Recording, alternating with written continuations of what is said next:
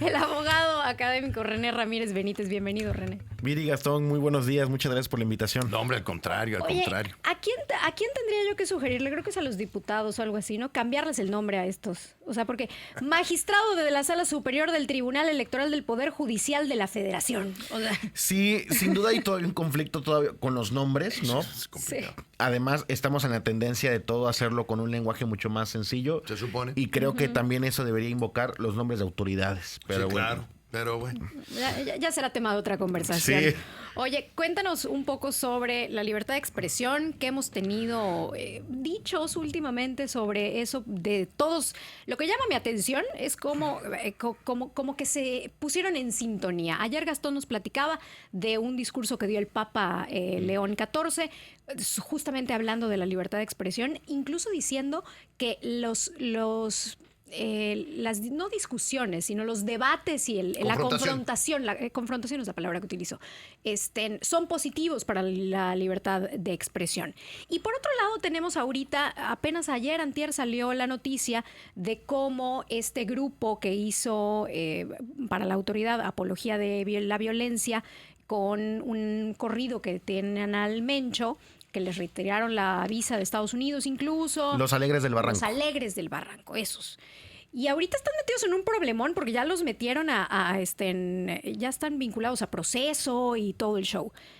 ¿Dónde está la línea en la que esto afecta a la sociedad y ya es apología de la violencia? ¿Y dónde queda mi libertad de expresión, incluso como músico? De decir, yo puedo cantar lo que a mí se me dé la gana sobre lo que veo en la sociedad.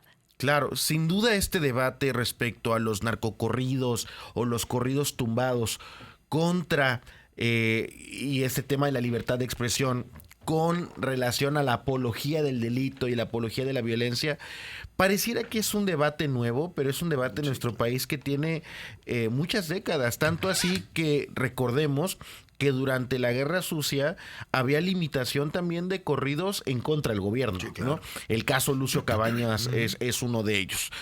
No es algo nuevo, pero al parecer nuestro país no se ha definido, no ha tenido una postura ni social, ni política, y jurídica. Hay destellos de hacia dónde puede ya resolverse esta situación, ¿no? Aquí estamos viendo la confrontación directa de dos derechos. El primero, el derecho a la libertad de expresión, y segundo, pues el derecho a una sociedad libre de apología del delito y la violencia. Los dos igual de importantes entre sí. Sin embargo, hay diversos mecanismos que nos pueden ayudar a saber cuando hay una colisión de derechos, cuál debe protegerse en mayor medida o cómo lograr embonar dichos derechos. Okay. Por ejemplo, actualmente en México los estados que tienen una prohibición expresa de este tipo de música son Nayarit, Aguascalientes y Michoacán. Pero ojo, los que ya van ahorita o ya hay una iniciativa presentada o ya hay un trabajo que posiblemente... ¿No es federal entonces? No hay, a nivel federal no hay nada. Incluso de hecho, ¿es a nivel solo municipal o estatal? Ahorita vamos a dilucidar ese tema. Pero nada más para empezar. Pero no hay locales porque no se ha hecho nada de manera federal. ¿Esa es la razón? Ha habido un pronunciamiento a nivel federal. La doctora Claudia Sheinbaum, la presidenta de la República, ha señalado que ella no está a favor de este tipo de material, pero por supuesto que está en contra de limitarlo, ¿no? Okay. Sí, lo ha dicho expresamente, que no pretende censurar, fue la palabra que incluso creo usó. que su movimiento tiene una afirmación, prohibido prohibir, ¿no? Entonces, ante esa lógica política, pues la presidenta ha expresado su rechazo incluso a cualquier tipo de prohibición de este material. Entonces, esta discusión o este debate se ha dado en lo local particularmente. Los estados, por ejemplo, Chiapas tiene un exhorto a sus municipios. Y es un exhorto no legal, pero les dice, oigan, regulen, por favor, y de preferencia que no se permite este tipo de contenido, pero lo dejo a su libre discrecionalidad, ¿no? Y Quintana Roo también, Cancún tiene algo. Ahora, ¿no? Donde hay prohibición municipal, principalmente son Baja California, Chihuahua y Quintana Roo.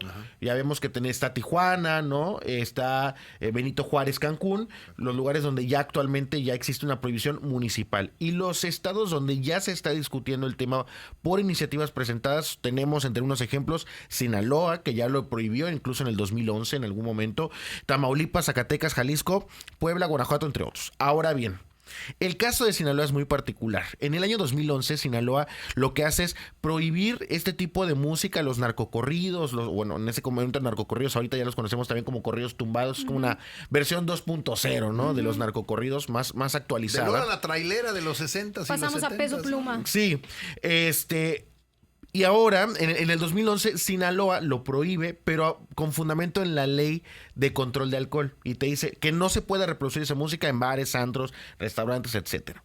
Se basa en esa ley para decir no se puede escuchar esa música en esos espacios. La Corte analiza, y esto tuvo vigencia en 2011 a 2013, y la Suprema Corte de Justicia de la Nación analizó el tema.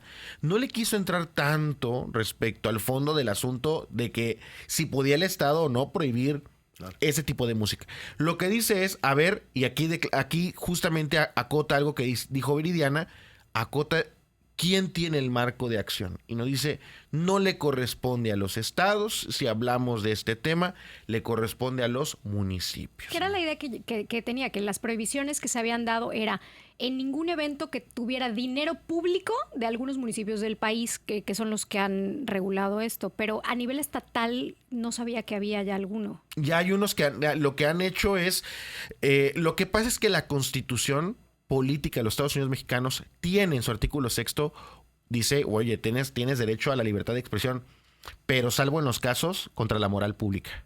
Entonces, aquí el término o el debate pública, exactamente, sí, el debate porque de la ahí moral podría pública. Ya entrar hasta Molotov, haz de cuenta que no hace corridos tumbados, pero que pudiéramos debatir sobre algunas de sus Claro. ¿Tu posición como abogado? Mira, yo en realidad estoy en contra de la prohibición y voy a explicar de manera muy breve. Es muy peligroso el camino que tomamos cuando limitamos discursos que no nos gustan. Entiendo que en un país como el nuestro, con altos índices de violencia, no es nada positivo el contenido musical, videográfico, lo que quieran, que haga apología del delito o normalice la violencia. Sin embargo, este tipo de contenido existe por una expresión cultural. Es una cultura y subcultura que existen debido a nuestras circunstancias y hay que entenderlo como tal. Totalmente. Como cualquier expresión cultural tiene una protección, ya sea constitucional e internacional en materia de derechos humanos. Recordemos que incluso la Declaración Universal de los Derechos Humanos establece la libre comunicación y de pensamiento y el Pacto de San José en materia de derechos humanos establece en su artículo 13 que nadie puede ser molestado por la libre expresión de sus ideas, opiniones y expresiones. Este tipo de contenido es una expresión, nos guste o no nos guste, lo consumamos o no. Sin embargo, tomar un camino de limitar, de prohibir, es muy peligroso porque el derecho es constante dependiendo de sus contextos históricos. En este momento en particular pudiéramos haber una preponderancia de la sociedad que está en contra y que está a favor de prohibirlo, pero en otros contextos históricos será distinto. Claro. Hay que tener mucho cuidado con nuestras conclusiones, sobre todo con lo que prohibimos, porque una sociedad que se empieza a autorregular de esa manera, una sociedad que empieza a prohibir cuestiones que no le gustan, discursos, imágenes, contenidos que no les gustan simplemente por una cuestión moral, es un camino peligroso de censura. Totalmente. Que tarde o temprano tomará otra cara.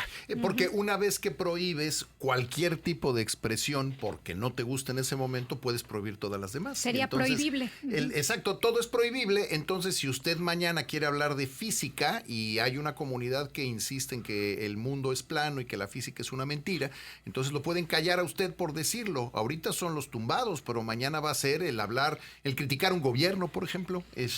Todo este tipo de cosas se convierten en algo censurable, ¿no? Exactamente, y además entendiendo principalmente que este tipo de música es una expresión cultural. Sí, claro.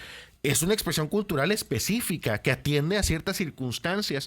Sin embargo, esa expresión cultural está protegida, porque así debe ser cualquier expresión cultural, porque nuestro vecino del norte está ahorita en una tendencia muy autoritaria. Sí. Bueno, acá también.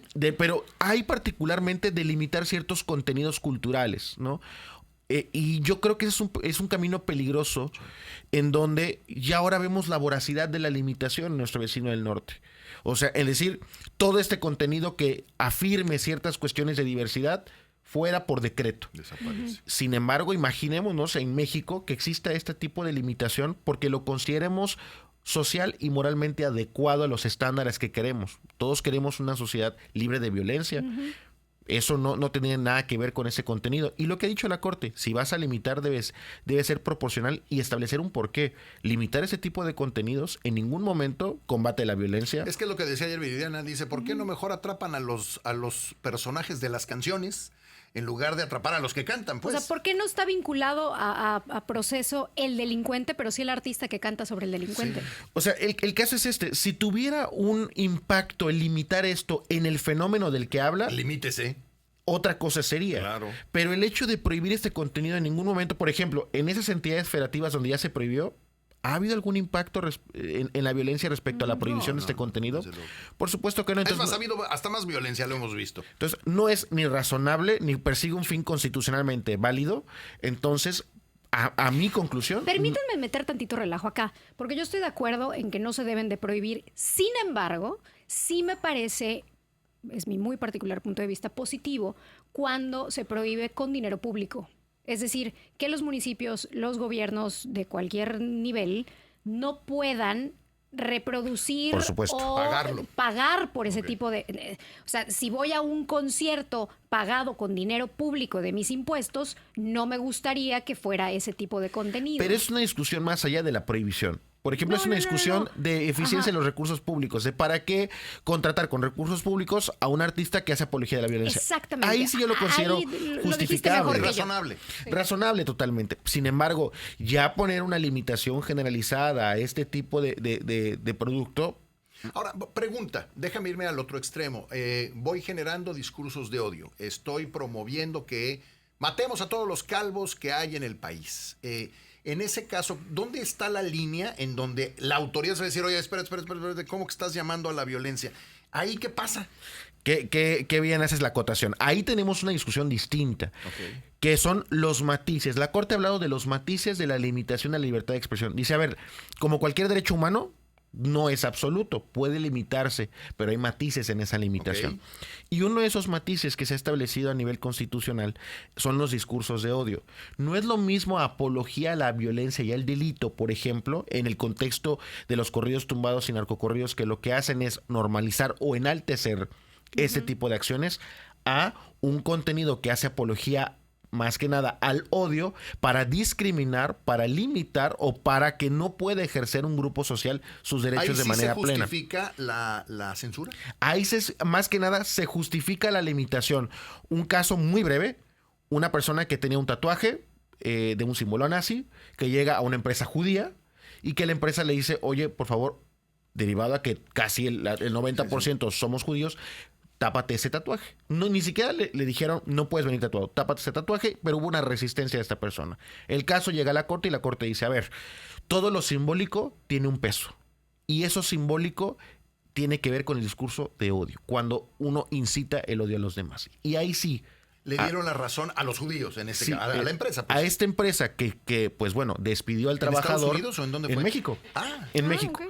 Entonces, aquí la Corte le da la razón a esta empresa y le dice, puedes despedir al trabajador en atención al tema del discurso de odio. La libertad de expresión tiene esos matices, cada caso es muy particular en el que hay que analizar. Necesitas la ayuda de un juez, de un magistrado, de un ministro para poder tomar esa decisión. Claro. No la podemos tomar nosotros como empresas ni nada, ni como seres, ni como ciudadanos, ¿no? Claro. Necesitamos la ayuda de un juez. Sin duda, yo creo que como sociedad también deberíamos tener la capacidad de distinguir jurídicamente qué es... Pides demasiado, René. Pides demasiado. El sentido común es el menos común de los sentidos. Pues mira, Pepe Mujica murió ayer y él tenía una frase de que nunca hay que desistir de aquello que consideremos correcto. Entonces yo creo que en este caso yo apelo a que nuestra sociedad debería correctamente distinguir qué es lo que jurídicamente deberíamos hacer y lo que no. Ok. Interesante, ¿eh? Interesante. Y hay mucho que hablar sobre la libertad de expresión. Charles Hebdo, por ejemplo, en Francia, ¿no? Que hacía estos dibujos que son bien mala onda contra los musulmanes. Exactamente. Que uno los ve y a mí me da hasta coraje ver lo que son capaces de hacer. En una sociedad. Respeto, al final del día, en mi caso, respeto la libertad de expresión. Claro, en una sociedad tan compleja donde todo es contenidos, la libertad de expresión se ha vuelto un debate fundamental sobre cuál es lo permitido y lo limitado. Qué difícil. René Ramírez, ¿dónde te encontramos? Todas mis redes sociales como René Ramírez Benítez, B grande y Z al final. Exacto. René Ramírez Benítez así lo encuentra.